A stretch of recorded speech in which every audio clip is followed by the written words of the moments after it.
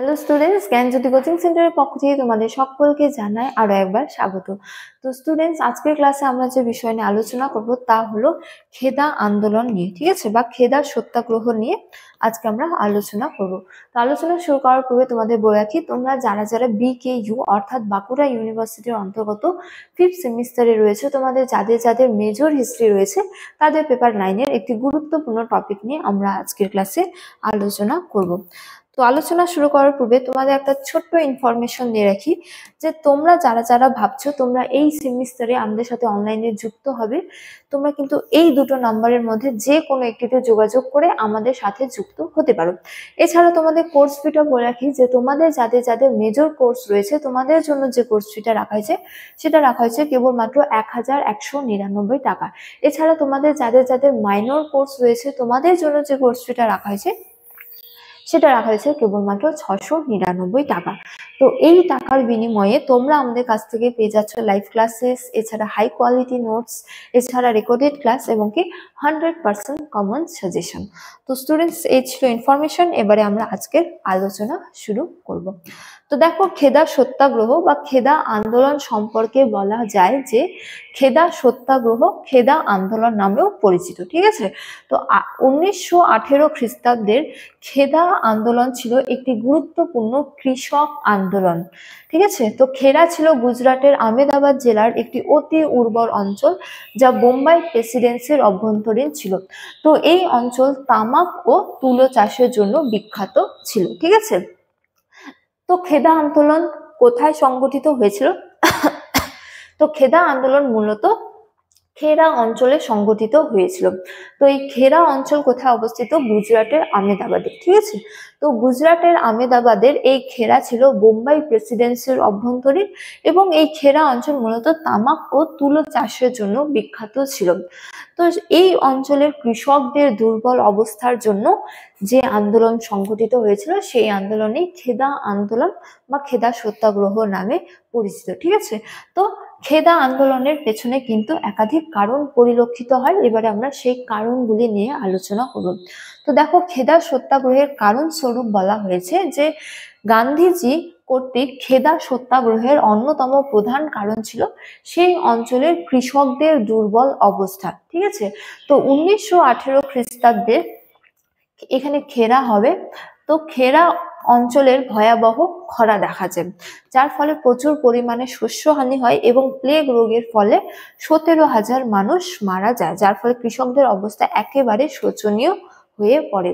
তো এই যে খেদা সত্যাগ্রহ হয়েছিল গান্ধীজির নেতৃত্বে, এই খেদা সত্যাগ্রহের অন্যতম প্রধান কারণ হলো কি যে 1918 খ্রিস্টাব্দে খেরা অঞ্চলে কিন্তু খরা দেখা দিয়েছিল, ঠিক আছে, যার ফলে শস্যের উৎপাদন আগের তুলনায় কি হয়েছিল? কম হয়েছিল, ঠিক আছে। অর্থাৎ যে পরিমাণে শস্য উৎপাদিত হয় সেই পরিমাণে কিন্তু শস্য উৎপাদিত না হয়ে তার চেয়ে কম পরিমাণে শস্য উৎপাদিত হয়েছিল, ঠিক আছে।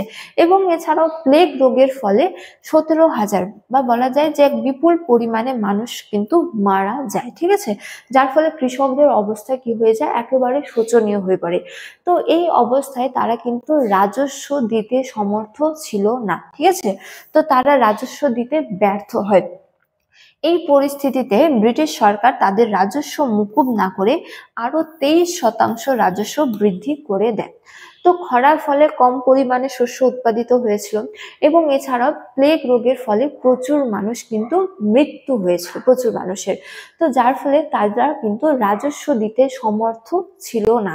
তো এই পরিস্থিতিতে ব্রিটিশ সরকার কৃষকদের রাজস্ব মুকুব না করে তাদের রাজস্ব না কমিয়ে তাদের রাজস্ব আরো বাড়িয়ে দেয়। কত শতাংশ? 23% বাড়িয়ে দেয়, ঠিক আছে। তো যার ফলে তাদের অবস্থা একেবারে শোচনীয় হয়ে পড়ে। তো এই পরিস্থিতিতে তারা কি করে? তো শেষ পর্যন্ত কৃষকরা গুজরাট সবার কাছে আহ্বান জানায়, ঠিক আছে। তো গান্ধীজির পরামর্শে গুজরাট সভার সদস্যরা সর্বপ্রথমে কৃষকদের অবস্থা সম্পর্কে সরকারকে অবগত করার জন্য আবেদন করেন, কিন্তু ব্রিটিশ সরকার তা প্রত্যাখ্যান করে দেয়, ঠিক আছে। তো এই যে খেরা অঞ্চলের কৃষকদের অবস্থা একেবারে শোচনীয় হয়ে পড়েছিল, কৃষকরা সর্বপ্রথম গুজরাট সভার কাছে আহ্বান জানান। তো গান্ধীজির নেতৃত্বে গুজরাট সভা কৃষকদের অবস্থা সম্পর্কে অবগত করার জন্য ব্রিটিশ সরকারের কাছে কি করে, আবেদন করে, ঠিক আছে। কিন্তু ব্রিটিশ সরকার তা প্রত্যাখ্যান করে দেয়। ব্রিটিশ সরকার 23% রাজস্ব বহাল রাখে, ঠিক আছে। তো এরপর গান্ধীজি কি করে, খেরা অঞ্চলের কৃষকদের নিয়ে সেখানে শান্তিপূর্ণভাবে সত্যাগ্রহ শুরু করে। তো এই সত্যাগ্রহে কি নামে পরিচিত, খেরা বা খেদা সত্যাগ্রহ নামে বা খেদা আন্দোলন নামে পরিচিত, ঠিক আছে। তো কৃষকরা কর দেওয়া বন্ধ করে দেয় এবং ব্রিটিশ প্রশাসনের চাপের মুখেও মাথা নত করেনি।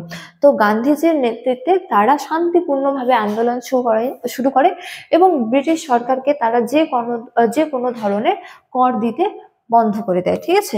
তো ব্রিটিশ সরকার তাদের উপর চাপ দিলেও বা অত্যাচার করলেও তারা রাজস্ব বা কর দিতে রাজি হয়নি, বা তারা বলতে গেলে মাথা নত করেনি।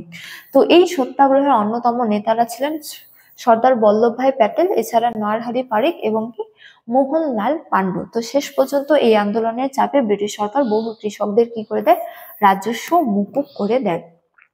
তো কৃষকদের যে রাজস্ব বাড়িয়ে দেওয়া হয় এবং কৃষকরা যে খেদা আন্দোলন বা খেদা সত্যাগ্রহের মধ্যে অংশগ্রহণ করেছিলেন, বা তারা যে এই খেদা সত্যাগ্রহ করেছিলেন, এর ফলস্বরূপ বলা যায় যে শেষ পর্যন্ত এই সত্যাগ্রহের চাপে ব্রিটিশ সরকার কিন্তু কৃষকদের রাজস্ব মুকুব করে দেয়, বা যারা যারা রাজস্ব দিতে সমর্থ ছিল তাদের কাছ থেকে কেবলমাত্র রাজস্ব নেয়। তো বেশিরভাগ কৃষকদের কিন্তু রাজস্ব মুকুব করে দেয় ব্রিটিশ সরকার। সুতরাং বলা যায় যে গান্ধীজির নেতৃত্বে সংগঠিত এই খেদা আন্দোলন বা খেদা সত্যাগ্রহ ছিল শান্তিপূর্ণভাবে সংগঠিত এক আন্দোলন, এবং এই আন্দোলনের ফলাফল ছিল কিন্তু বিশেষ গুরুত্বপূর্ণ। তো স্টুডেন্টস, এই ছিল আজকে আমার খেদা আন্দোলন বা খেদা সত্যাগ্রহ নিয়ে আলোচনা। আজকের ক্লাস এতটাই। তো তোমাদের সাথে দেখা হবে পরবর্তী ক্লাসে। তখন তোমরা সকলেই ভালো থাকো, সুস্থ থাকো। Thank you.